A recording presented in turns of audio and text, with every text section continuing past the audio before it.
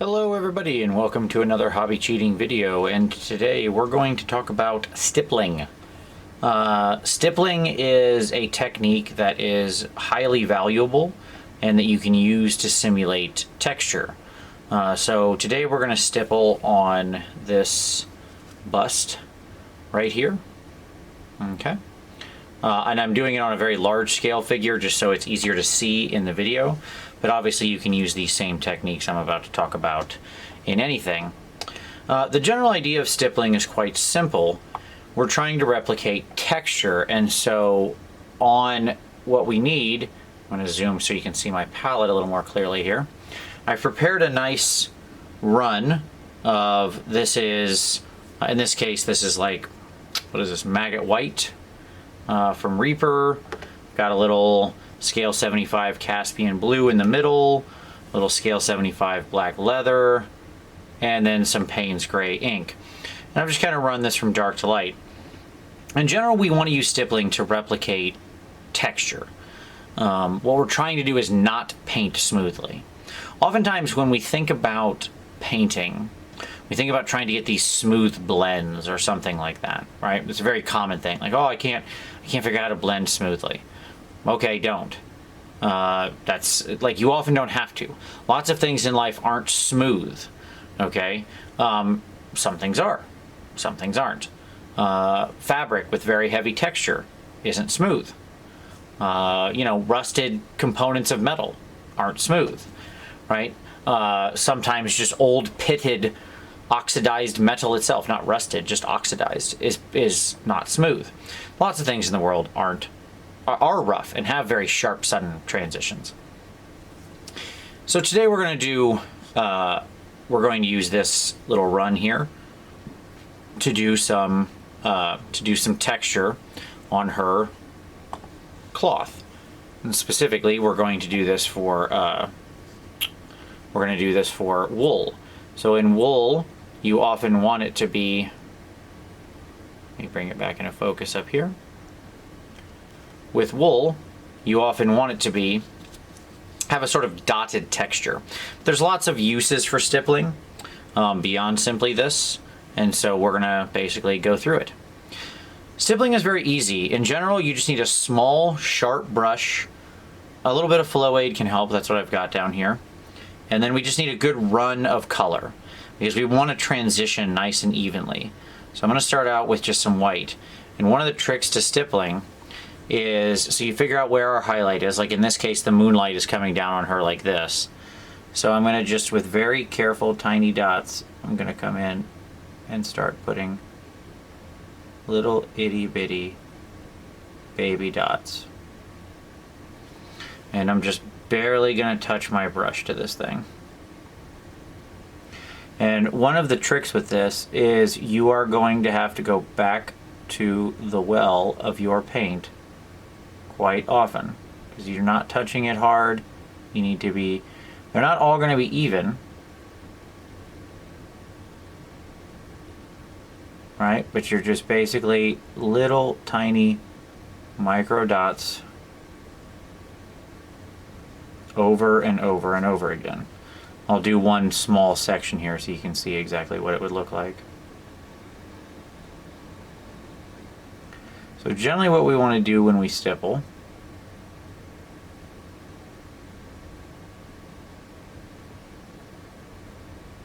don't be exactly even with the pattern unless that's what you're trying to replicate. Like something like this can be a little bit random. The threads aren't going to all be exactly even. You know, if this was stitched by hand, it's going to have threads of different size, threads in different placements. Okay. It's not super showing up, and I apologize. Let's see if I can get us a little darker here. In just a moment, I'm going to turn down some white balance here, so maybe you can see what's going on a little better. All right. There we go. So now you can actually see that white I'm putting on there. or near white as it were. And that's just it, like I'm not using a true white. So what I'm going to do is I'm going to stipple down to where my highlights are, because I'm creating the highlights in very tiny micro dots. Think of it like pointillism. If you've ever seen Ferris Bueller's Day Off, and you've seen the very famous piece of pointillism in the Chicago Museum of Art, then you know what that is.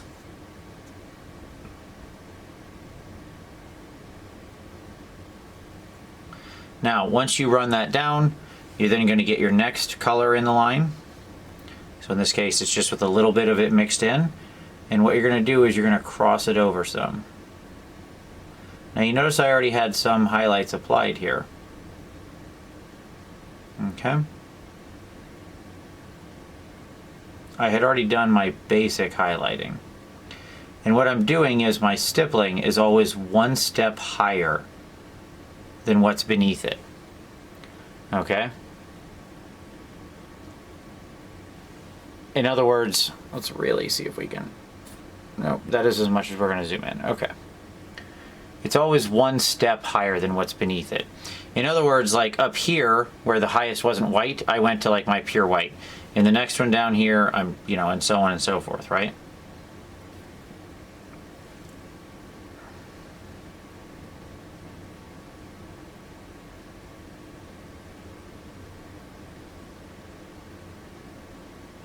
As you get into shadows, you can carry it over and go one step darker, and you'll get the same effect. As long as your stippling is nice and even. By even, I mean like you roughly line up your dots insofar as anything like that is possible. You're never going to be perfect, and you don't want to be. The goal here is not to make a grid. The goal here is to just lightly and repeatedly touch the very tip of a very small tight brush against the surface. Okay? Let me carry this part all the way down.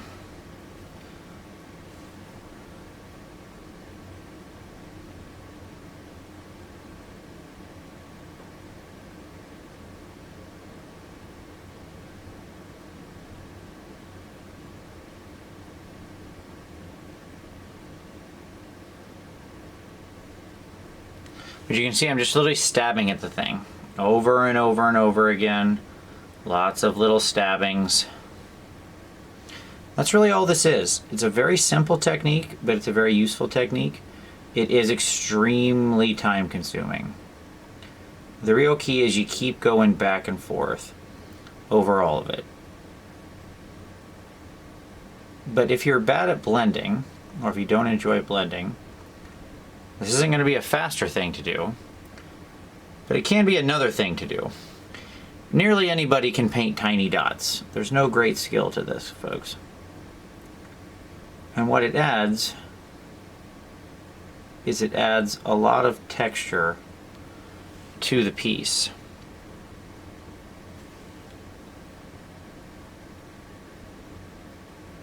It'll make it feel like wool, or like the cloth has some kind of other elements that are catching the light within it. Now I'm going to put freehand over top of this, which means then I'll have to stipple in over the freehand in the same pattern, right? So like once I put the freehand down, I'll then stipple into that. This is a very hard thing to show because it relies on doing teeny tiny baby dots. This is a very, very difficult thing to actually tutorial.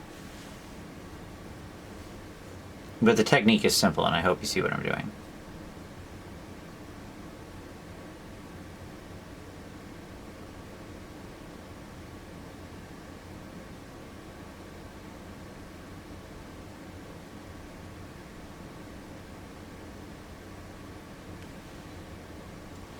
And if you mess up and you get some that are too big, like right there I got a few that were a little too big.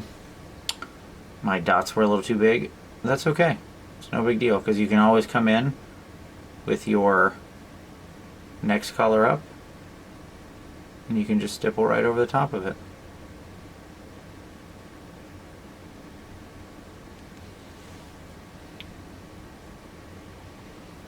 All right, so I can come back in with like one of my midtones here with just a little bit of shadow. And I can go over the top of that a little bit.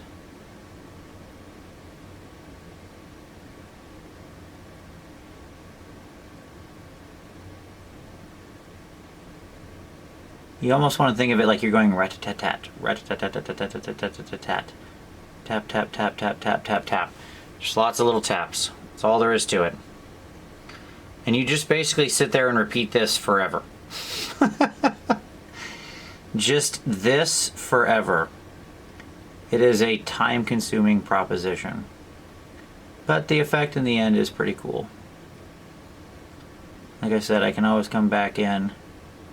I can stipple over the top of anything I did previously. You can keep just making dots until you've adjusted and, like, you know, play with the different. That's why you make this big run, so that you can go into anywhere on the highlight chain that you want and just grab some fresh paint and start doing your new layer of dots. And the more often you go back, the better it will be. Because you don't want to try, the more you start having to push your brush into the thing, the bigger your dots will get. So a little liberal use of something like Flow Aid here mixed into your paint, which I had done, is a very useful thing because it keeps it so the paint wicks off the brush. But you can see how as I build this up, what's happening is we're getting this nice illusion of texture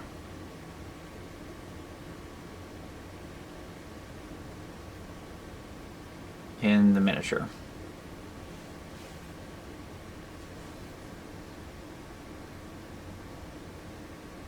But again, very, very, very small dots. Even on something like this, the smallness of the dots is even more important when you get to something like a 28mm miniature. So when you got to think about texture on your 28 mils, you want to be very careful as to doing large texture. Like one of the other common sort of methods of texture is sort of like cross hatching. I have no problem with it in general. I think it looks better at this scale. I think the dot technique can look great on 28mm miniatures. But I think that you have to be very careful when you use like the crosshatch technique, because you need like razor fine lines. Otherwise what ends up happening is you get the illusion that like they just look too big. Threads aren't that big in reality. That's the problem.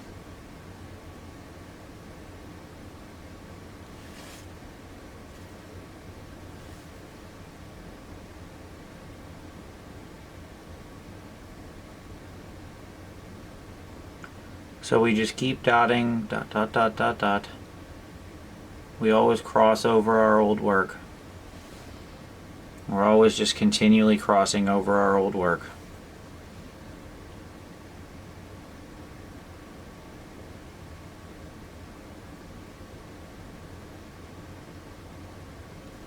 Okay. And that's it. That's stippling. But you can see how what happens here is I get a real nice effect of this thing having texture. The underlying blends are still there, right? So I have this general tonal shift. One of the interesting things about doing this technique is that if your blends aren't hyper smooth, this will smooth them out. Because what will happen is there'll be so much visual confusion that people won't be able to tell if your blends aren't that absolutely smooth. So who cares? So it can be a great way to, like, if you are nervous about being able to blend well, this can be a great way to just cheat and get some really nice blends very quickly. So there's lots of uses for stippling. I'll kind of close this out by just talking about some of the more various uses of it. I mentioned it with things like wool cloth. That's a good one. If you want to show a little bit of enamel fading on armor, chipping or stuff like that, that's a good one. If you want to show blood spatter or something like that, stippling, you wouldn't do it this much, but you would like stippling is the same technique you would do there to capture that. There are actually like stippling brushes out there that are kind of like larger round things that have different size. They look like fanned out. They basically look like broken brushes is the way I would describe them. And I don't know if I would really recommend using them, to be honest. My problem with them is, like, I'm sure they're perfectly good for like canvas painting, but they're just a little big for our purposes. So,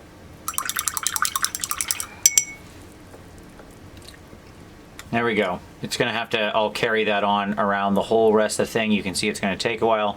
But now what we get this nice texture where you can see how basically I crossed over the middle, but where I wanted highlights, I went one step above my highlights with my stipples. In my shadows, I went one step lower. So this can be, like I said, it's really good for like wool, it's really good for broken or chipping armor, it's really good for rust, it's really good for blood spatter, it's really good for doing freckles, it's really good for doing all sorts of different tricks like that, where you want to show some kind of visible texture. And it couldn't be an easier technique. Get your paint, make yourself a nice swath of color, and go nuts. Just dot, dot, dot. Lots of dots, more dots, more dots, more dots. That's all there is to it.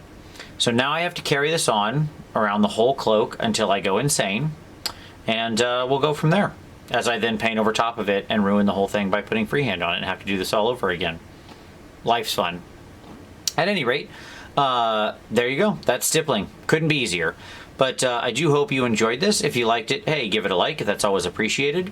Subscribe for additional hobby cheating in the future. We have new videos here every Wednesday, Friday, and Saturday. But as always, I thank you very much for watching this, and we'll see you next time.